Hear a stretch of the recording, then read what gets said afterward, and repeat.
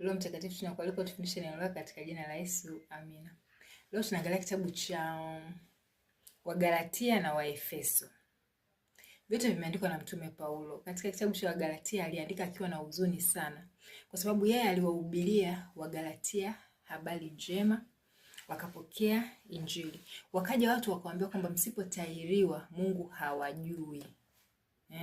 Kwa aliwaambia kwamba nyie Wagalatia, ni nani aliyewaroga? Baada ya kuanza katika roho mnataka kumaliza katika mwili. Nisije kawa nimejitaabisha bure kwa ajili yenu. Kama tena mkianza kurudi katika kutahiriwa, maana yake muende mkazishike sheria zote.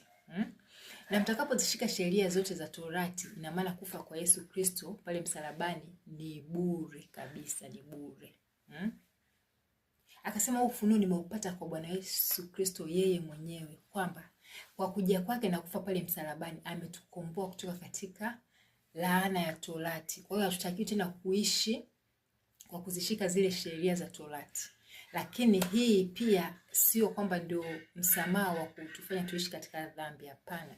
Katika ile Wagalatia sura ya 5 amewakemea sana kuhusu matendo ya dhambi, uasherati, matendo yote machafu. Amewakemea kwamba hawatakiwi kuishi katika hayo.